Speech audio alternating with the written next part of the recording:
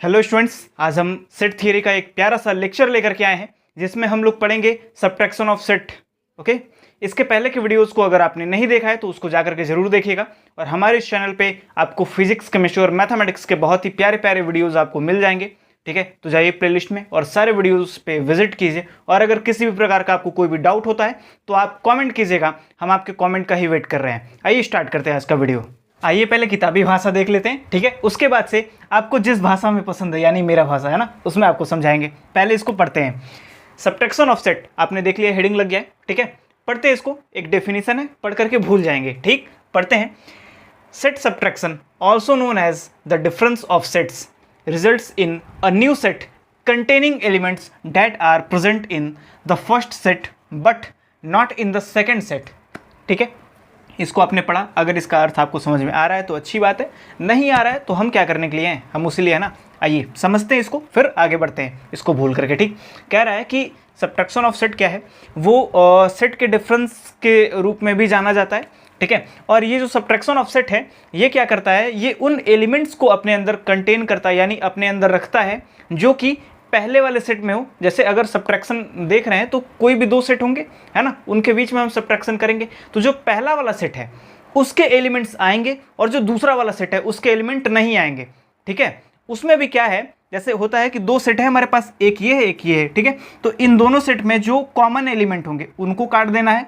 उसके बाद जो दूसरा वाला जो सेट है उसके जो बाकी बचे हुए एलिमेंट है उनको काट देना है। पहले वाले में कॉमन के अलावा बाकी जो सेट बचा, बाकी जो एलिमेंट्स बचे उनको लिख लेना है। ठीक है, समझ में नहीं आया ना, कोई बात नहीं है, मुझे पता है कि आपको नहीं समझ में आया, इसलिए मैंने ये आपको बताया।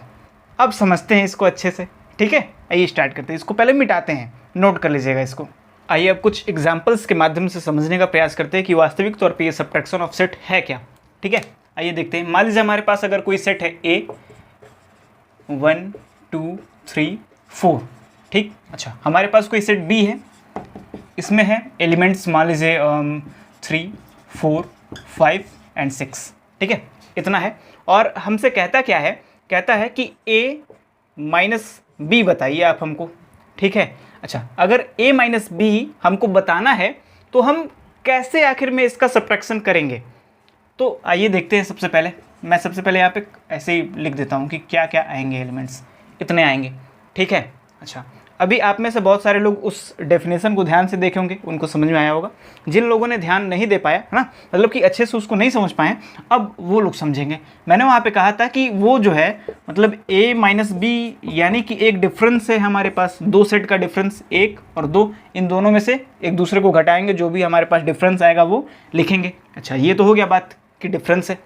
लेकिन उसके बाद मैंने कहा था कि ये जो सेट हमारे पास बनेगा वो कंटेन करेगा ऐसे एलिमेंट्स को जो कि पहले सेट में होंगे, है ना, जो कि पहले सेट में होंगे, और दूसरे वाले सेट में जितने भी एलिमेंट होंगे उनको वो क्या करेगा, कंटेन नहीं करेगा, यानी अपने अंदर समाहित नहीं करेगा। अच्छा, इसमें भी होता क्या है कि देखिएगा, अगर हम A माइनस बी अगर करते हैं, यानी पहले में से दूसरे को हम घटा रहे हैं, तो इसमें देखेंगे सबसे पहले कि घटने वाला क्या क्या चीज़ है, क्या क्या कॉमन है। 3 4 है ना, तो यानी 3 और 3 4 कैंसिल हो जाएगा। ठीक, अच्छा, उसके बाद से डेफिनेशन में क्या लिखा था कि पहले वाले सेट के जितने एलिमेंट है वो आ जाएंगे, सेकंड वाले सेट के नहीं आएंगे। ठीक है, तो वो कैसे होगा, अच्छा, ये दोनों तो कैंसिल आउट हो गए, बचा क्या, ये, है ना, तो यानी यहाँ पे आएगा 1 2, और यही हमारा क्या है, डिफरेंस ऑफ सेट है। क्लियर हो रहा है, और यही आपके एग्जाम में क्वेश्चंस आते हैं इसी टाइप के। ठीक, इस पे ज़रा एक क्वेश्चन करते हैं बहुत बढ़िया सा, जो आपके एग्ज़ाम में आता है। अगर आप BCA में पढ़ते हैं तो भी, अगर आप इंटर में हैं, है ना, तो भी आपके लिए ये बहुत ही ज़्यादा इंपॉर्टेंट एग्जाम्पल होने वाला है। ठीक, अच्छा, और मैं अपने कॉलेज के बच्चों के लिए कहना चाहूँगा कि ठीक है, बहुत सारी चीज़ें होती रहती है जीवन में, है ना, बहुत ज़्यादा परेशान नहीं होना चाहिए। बाकी लोगों को आपकी चिंता हो या ना हो, मुझे है। ठीक, तो हमेशा आपके लिए यहाँ पर वीडियो आता रहेगा, नोट्स भी आपको साथ में मिलते रहेंगे। ठीक है, तो परेशान नहीं होना है, बस पढ़ाई करते रहिए और ये याद रखिएगा कि हाँ कोई था। ठीक है, चलिए आगे बढ़ते हैं। आइए अभी इस एग्जाम्पल को देखते हैं और समझने का प्रयास करते हैं कि ये कैसे सॉल्व होगा। ठीक, हमारे पास मान लीजिए A माइनस बी है अगर, तो जिनको समझ में आ गया वो मेरे साथ साथ बोलते रहेंगे। ठीक है, अच्छा, इसमें देखते हैं कि कॉमन क्या क्या है, एक S और एक T, है ना। तो A माइनस बी अगर कर रहे हैं तो दो एलिमेंट तो पहले ही खत्म हो गए, इसमें से बचा ये है ना। अच्छा, और बी में क्या बचा, ये और ये, ठीक है। अच्छा, डेफिनेशन में क्या कह रहा था कि जितने एलिमेंट कैंसिल हो जाएंगे वो तो हो जाएंगे, उसके अलावा बचेगा जो पहला वाला सेट, यानी ये वाला पहला वाला सेट, क्योंकि पहले ए लिखा है ना, तो पहले वाले सेट में जितने एलिमेंट्स बचेंगे पी क्यू आर, ये हमारे क्या हो जाएंगे, डिफरेंस हो जाएंगे, ठीक है। यानी मतलब कि ए माइनस बी क्या होगा, ये हमारे पास निकल के आएगा, ठीक। मार्कर थोड़ा हल्का चल रहा है, थोड़ा देख लीजिएगा, ठीक है। मान लीजिए वीडियो के बीच में इंक भरना भी उचित नहीं है, ठीक। आगे बढ़ते हैं, इसको देखते हैं। अगर b माइनस ए अगर हम करते हैं उस कंडीशन में क्या होगा, अगर हम b माइनस ए करेंगे तो यानी b पहले आएगा, a बाद में, b पहले है, a बाद में है, okay. s s t t cancel out हो गया है पहले ही, ठीक। अच्छा, उसके बाद से पहला सेट ये है ना हमारे पास, इसमें u v w इतने बचे हैं, और इसमें क्या है p q r, ठीक। डेफिनेशन में क्या बोला था, पहले वाले सेट का जितना एलिमेंट होगा वो सब आएगा डिफरेंस के अलावा, मतलब यानी डिफरेंस ये मतलब कि जो सेम है उनको काटने के बाद जो बचेंगे, यानी u v w है ना, ये सभी क्या आ जाएंगे, b माइनस ए वाले सेट में आ जाएंगे, ठीक है। इतनी चीज़ें क्लियर है। इसको वेन डायग्राम के माध्यम से हम कैसे सॉल्व कर सकते हैं उसको भी अभी हम देखते हैं, ठीक है। मान लीजिए ऐसे आप कर ले रहे हैं तो ठीक है, जो बच्चे ऐसे भी नहीं कर पा रहे हैं उनके लिए मैं एक वेन डायग्राम के माध्यम से कुछ समझाने का प्रयास करता हूँ, ज़रा उसको आप ध्यान दीजिएगा, ठीक। और 100% गारंटी है कि आप उस चीज़ को समझ जाएंगे, ठीक है। तो आइए सबसे पहले बनाते हैं एक वेन डायग्राम, है ना। कोई और पेन नहीं है क्या मेरे पास, है, बहुत अच्छी बात।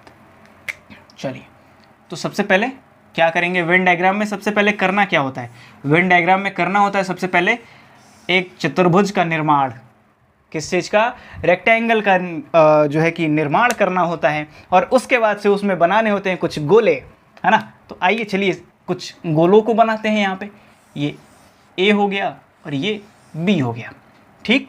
इसका नामांकन भी कर देते हैं, यानी इसको कुछ नाम दे देते हैं ए और बी, ठीक है। मान लीजिए इतनी चीज़ें तो बहुत अच्छी हैं, ठीक। अच्छा, अब क्या करते हैं, इन सेट्स को इन एलिमेंट्स को इन सेट में रखने का प्रयास करते हैं, ठीक। तो उभयनिष्ठ यानी कॉमन क्या है, कॉमन क्या है, कॉमन है s और t, s और t दोनों में है ना, s और t दोनों में है, ठीक। तो s t कॉमन है, इसको मैंने क्या किया, बीच में रख दिया। उसके अलावा क्या बचे, ये दोनों, है ना, ये दोनों कॉमन थे, बीच में रख दिया।